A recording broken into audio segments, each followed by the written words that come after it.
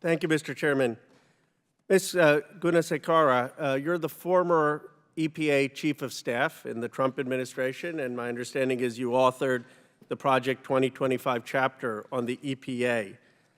Do you still support Project 2025's proposal to reinstate Schedule F, which would lead to the firing of 50,000 expert civil servants? Absolutely, and I think there's more quote-unquote civil servants that should be gone because the growth of the federal bureaucracy actually gets in the way of agencies fulfilling important missions like protecting public health and the environment. And do you have an interest in serving in a future Trump administration should he win? I do not.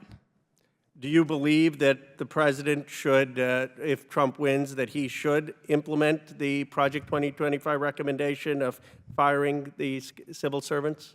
I think it's the president's prerogative to determine what policies he ultimately wants to implement. What would your recommendation be? There's a lot of recommendations that I would suggest that the president embrace from an overarching governance perspective. Would that include the firing of the 50,000 civil servants, the Schedule F? Yeah, I actually have a book coming out called Y'all Fired, A Southern Belle's Guide to Restoring Federalism and Draining the Swamp, and I go step by step of what I would suggest the president do to actually right-size the federal government. Is it fair to say that there are other people who share your view who will be in his administration? There's a lot of people in the conservative movement that share this view, and there's a lot of Americans. And will some of them be in the administration? I mean, I have no problem in terms of the transparency. I just think the American people should know what their choices. And my understanding is that your view is that we should fire these civil servants for whatever reasons. I haven't read your book. Maybe I will. And there are other people in the conservative movement who wanted to do that. And if Trump wins, you believe they should help implement that, correct? I don't know who the president plans to hire for various positions. I know when he's ready to announce that, he will. But certainly it's reasonable to assume some of these people would be in the administration pushing this view of bureaucratic reform, as you put it. Yeah, bureaucratic reform is very. And that includes firing these 50,000 civil servants. Again, I would suggest more than 50,000, but there's a lot within the conservative movement that believe, and a lot of the American electorate that actually believe the growth of the federal bureaucracy. I appreciate your perspective. I just want to make sure that people, because Donald Trump is saying, oh, I don't know anything about Project 2025. You should just say, yes, we're going to fire 50,000 civil servants like you've been honest about. I respect that, so that the American people can see if that's what they really want. Mr. Khanna, let me just go to Mr. Carr. I would just say Schedule F, the policy existed well before the most recent iteration of the mandate for leadership. Mr. Carr,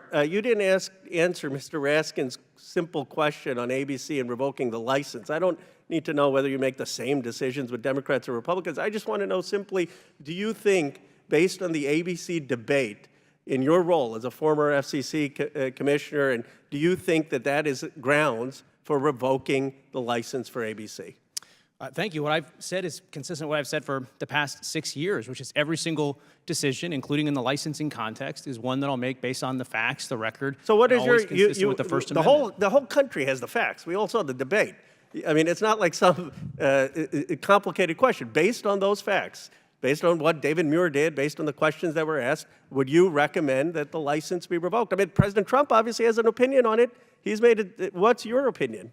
Look, I think I've been pretty clear. Again, I've been nominated by both President Biden. That's not answering the question. That's not answering the question. I mean, I've been asked different versions. You know, I'm not trying to be a debate moderator, but it's a simple. That answer would never fly in a debate. I mean, come on. It's a simple question. Do you agree with President Trump's opinion that? Look, at least I respect that Trump has an opinion. Just give us your opinion, yes or no. My opinion is that the FCC in every single case has to apply the law consistent with the First Amendment. And I'm saying, how would you apply it here? If Trump looked at the debate, he said the debate was unfair. He says that one thing that people respect about him, he says what he believes. You're sitting here and not giving us an opinion. Just say, yes, I agree with President Trump, or no, I disagree with it. This is what people, they hate the obfuscation. Just take a stand. How hard is it? My position is clear. What you're raising are concerns about weaponization. I think that's important that we talk about that. When there's a license transfer of radio stations... This is a bunch of gobbledygook. Let the witness answer the question. I'll give you an actual case. A license transfer in South Florida to a group that people believed were conservative purchasers. Democrats said the FCC should block it because the election depended on it. But my question is very simple. Based on the debate, And We've based had on what Democrats in do you Congress who think wrote that letters to cable companies telling them they But should drop you're not Fox answering the News question, and then because let me of the try one last decisions time. that the newsroom made. Based on the debate, did you think that the questions were unfair or rigged in a way that calls for ABC's license to be revoked? The way President Trump has been very clear.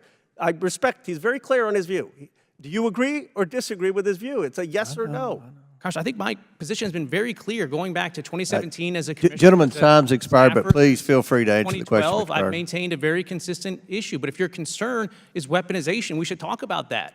When President Biden stood at the White House podium and said Elon Musk is worth being looked at, and then all of a sudden, the FCC abruptly reverses a 2020 decision to get him $885 million to bring broadband to 640,000 people. I think that's concerning.